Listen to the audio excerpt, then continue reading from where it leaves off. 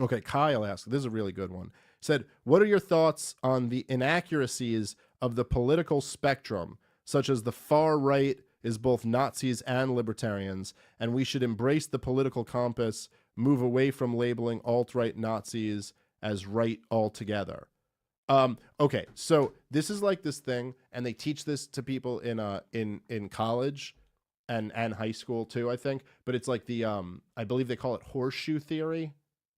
Have you heard that? So the idea is that there's like this political spectrum, and you would have all the way on the left, you would have the communists, and then all the way on the right, you would have the Nazis. And they call it a horseshoe theory because the idea is that the further on the spectrum you get, they kind of start looking like each other again, like they have these similarities, which basically the horseshoe theory, from my understanding of it, is that it's just complete bullshit, and they came up with this horseshoe to justify how it's obviously bullshit to think of the Nazis as extreme right and the commies as extreme left because they're so fucking similar. So then they had to make it a horseshoe to be like, oh, and see, this is why they start looking like each other again. But it's, of course, it's completely ridiculous. There, nothing about it makes any sense whatsoever. And in fact, even the Nazis, like the Nazis wouldn't have seen it that way. The commies wouldn't have seen it that way. No, I don't understand how anyone outside of like a modern neoliberal mindset would see the political spectrum that way. So the Nazis, first off, they weren't really in any meaningful sense, from my opinion, a right-wing movement. I mean, yes, you could say that like they didn't share the like egalitarian views of the left, and they were more hierarchical. So they believed in like a hierarchy of races, and that would be something that you don't really see on the left as much.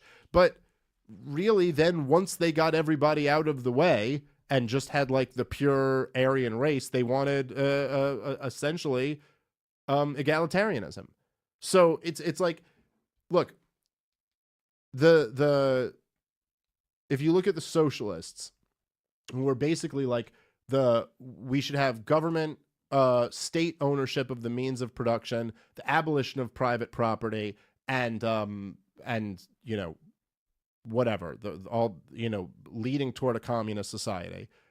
And then you had the Nazis, which were basically like, we're not going to have the state abolition of private property, but we're going to have a super powerful state that can basically control everything. So even though there is private property, the state can come in and tell you what to do with that private property. They can seize people's property anytime they want to. They're going to be directing production. All so really, to me, what's a better political spectrum that would work would be, from on one end you would have maximum like individual liberty, and on the other end you would have totalitarianism. And then if you operate within that spectrum, and you look at, on one end would be, say, like, you know, like the complete absence of a state and like no authority, something like an anarchist world. And then on the other end would be like a totalitarian, like North Korea, everything is run by the state. Now, if you look at things on that end, where would you put the commies? Well, they'd be way over here on the authoritarian end. Where would the Nazis be? Maybe one click over from them. Where would freedom be?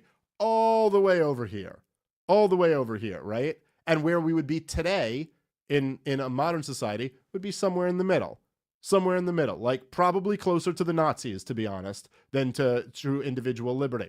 But then if you look at it that way, you would start looking at our government and being like, oh, we're kind of a fascistic government, which to me is accurate.